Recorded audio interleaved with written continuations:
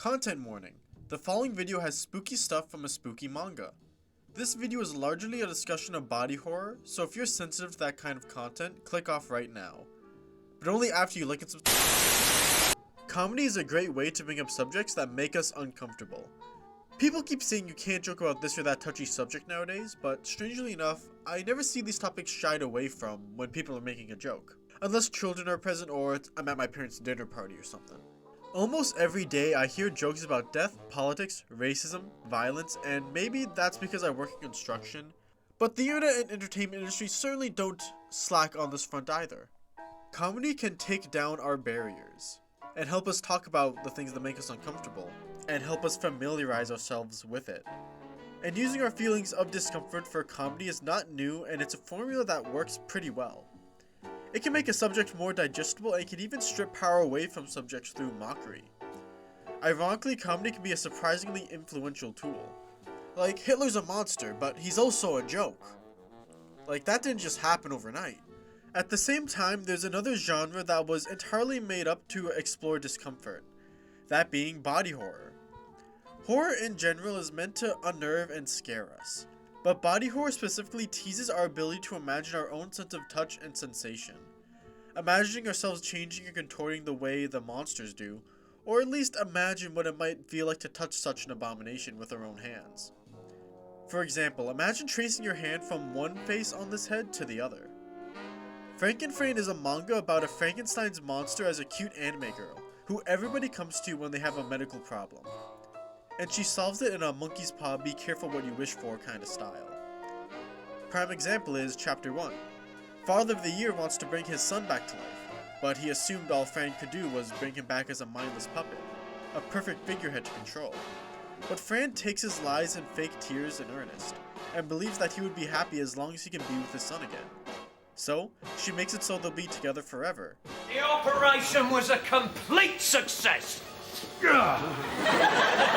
Franken Fran uses body horror alongside absurdist comedy to give food for thought on various subjects, ranging from obvious choices like puberty, sexuality, plastic surgery, organ transplants, genetic manipulation, our five senses, evolution, pregnancy, aging, lots of speculative fiction, God on occasion, experiment ethics, dental hygiene, and the way in which we are scared of and are attracted to the human body and the not-so-human body. I'm a fan of anthology shows like Star Trek and The Twilight Zone, which take a more mature, thoughtful, or even horrifying take on these same subjects, albeit with some comedy, intentional or not, on the side. And I'd recommend those shows even more than I would Franken Fran, to be blunt.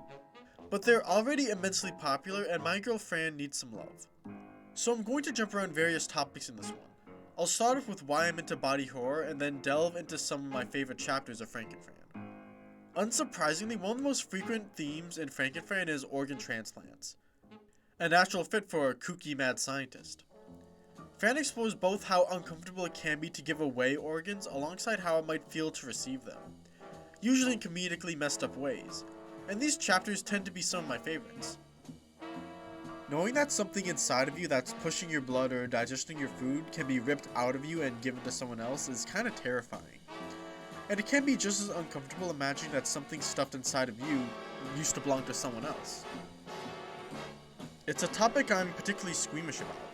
I never thought much of it before an insurance company asked if I'd be cool with donating my organs should I unexpectedly die. Don't read it, just sign it. Yeah, but all these skulls and crossbones on here, I don't usually sign stuff like that. My immediate reaction was, why not? I could help save someone's life, maybe even multiple lives. And it's not like I'll need my organs once I'm gone. But the idea of someone shoveling my insides out stopped me from taking that option. I could feel myself wanting to throw up a bit, imagining my own dead body even. And ever since it became a small trigger for me. Not a mental breakdown or anything, but immediate discomfort. And Fran has been slowly building a spot for this topic in my head again, desensitizing me to the point I can take a more sober look at the process. And maybe next time I'll be ready to sign them away, because it's ultimately a positive thing that doctors can give patients replacement organs. In fact, the medical field is arguably the most unambiguously positive way humans have progressed since our conception. It's just that its very nature can be freaky to think about. After all, the original Frankenstein's monster represents a fear of science, technology, and medicine. practices that way back when were viewed as unholy or ungodly. Partly because what goes on inside of us is confusing and disgusting. And seeing Fran make a farm of pig clones to keep a single girl alive was got me thinking about this kind of stuff. Another chapter that really resonated with me is definitely the dog chapter. And I mean the dog chapter. Where Fran modifies man's best friend to be baby's best sitter. It makes this adorably disgusting freak of nature. Oh, he's so cute. He's so cute and stupid looking. His waggy tail acts like a mobile in a baby crib.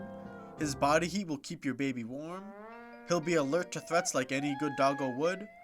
Their organs make for a nice mattress. And they're so affectionate, like it's a dog, dude. Dogs love kids. As messed up as this looks, it's honestly not too far away from what we actually did with dogs over the past centuries. Think about it. A wiener dog was not made through natural selection. This thing would probably get murdered in the wild. While it was originally bred to hunt badgers and such, their modern descendants were bred to look cuter, with smaller limbs, bigger ears, and a lower chest. And this comes with a bunch of health issues for the dogs. In fact, our attempts to manipulate dog breeds has resulted in a bunch of health issues for our little friends, mostly because of the inbreeding involved with, trying to keep a purebred. Like, okay, making a bunch of weird dog breeds through selective breeding and then forcing them to inbreed was really messed up of us. But look at what we got! It's so cute! I just want to put him in a bun and eat him up. We shape dogs to suit our needs, whether to be bloodhounds, combat-ready guard dogs, or just to be stupidly cute. I love dogs. I love my dog. And I love all dogs I ever met. But there's a part of me that feels morally superior or smug about the fact that my dog is a healthy mutt and not an inbred purebred. As weird as it may sound, and even if it's not scary, this stupid looking dog is an effective display of body horror. That is a crystal clear funhouse mirror reflection of the way we have manipulated animals on a genetic level to suit our wants and needs. Another common theme is body positivity, because it's a good thing. Like, be comfortable with yourself. Like, it's such a wholesome little moral stuff into like this freaky manga. Like, take Fran for example. Covered head to toe in stitches, scraps of metal, and who knows what else. And aside from her working as intended, she has imperfections. Fran's eyes pop out when she cries too hard. But that's not something to be ashamed of. Just something to be embarrassed by should you do it in front of a house guest. You don't want to scare your company after all. Fran even has a tick in her speech where she extends vowels in childishly ghoulish ways. But because this is the skin she was born in, she's comfortable with it and never really brings it up or complains about it. And in fact, she acts kind of surprised and aloof when people complain that their bodies become too weird or different after an operation. And many of the chapters with happy endings comes when a character accepts their weird or imperfect bodies. Personhood can exist in any body. Fran even shows interest and tolerance for different sexual preferences. Herself being into old men, yaoi, tomboys, and not minding a bit of bestiality in her movie-going experience. She really only draws the line at self-harm because it goes against her beliefs as a doctor. Franken Fran is the kind of work that can be pretty thematically flippant, which would usually piss me off because I make YouTube videos talking about theming. But seeing how Fran is a parody anthology, it actually manages to get away with this without irritating me. One chapter ends with a man realizing that a forced, phony fantasy can't match up to reality, and the very next shows us how a forced, phony fantasy might be preferable to reality. It really just adds to the absurdist edge that Fran goes for. And even then, ideas that seem to conflict can work in tandem. Like on one hand, breeding animals to be a certain way can be a form of cruelty. But even if their bodies come with problems, that's not their fault and they should be loved always. Body positivity, baby. It paints a surprisingly hospitable picture despite the insanely degenerate subject matter. And that's Franken Fran in a nutshell. Now, not every story in Franken Fran is thought-provoking, but it can still be really cool. Like a bunch of cockroaches turn a lady into a mech so they can fight off cats, because a normal cat to them is basically a kaiju. A morally righteous doctor lady tries to destroy Fran's freaky research only to find out that was the only source of vaccine that would have saved her daughter's life. Which again, is just hilarious to me. This manga does the "humans are the real monsters" twist in the funniest way I've ever seen. And that running plotline of the Kamen Rider parody ends with a ton of pyramid schemes smashing on top of each other. It's just a great brand of absurdist humor that I simply adore. I think Franken Fran can make for a great introduction to body horror.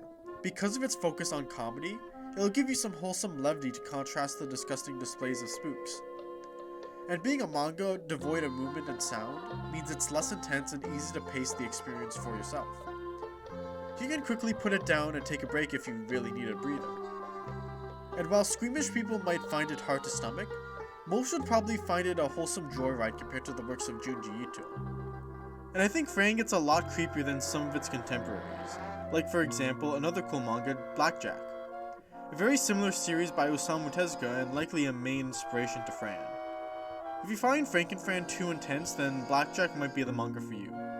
But if you're just squeamish enough for the horror to get to you, but not so much that it becomes painful, then you're in the perfect sweet spot. In fact, Fran is just spooky enough to still give me chills every now and again. Like this dolphin creeps me out. Is that a human? Did Fran stuff a human to a dolphin? Into like a dolphin's mouth, and then those dead depressed eyes are like attached to the head and like stitched inside? Or is that just like a dolphin that she like genetically manipulated to have human hands for whatever weird purpose? It makes my skin crawl, but I'm open to experiencing that reaction in manga. But most importantly, it's just a good book. It's a cool story worth experiencing, and what better reason is there to recommend a manga? Although be warned, I do have a friend who actually dropped Fan after the second chapter because he was so appalled by the ending. Not because like it was scary or too horrifying, but just because it utterly demolished what looked like a wholesome high note. So it's not a manga for everyone, but Fran doesn't have to be a manga for everyone. It's just gotta be Franken Fran. Thank you all for watching. Like the video if you like the video, and subscribe if you like these videos.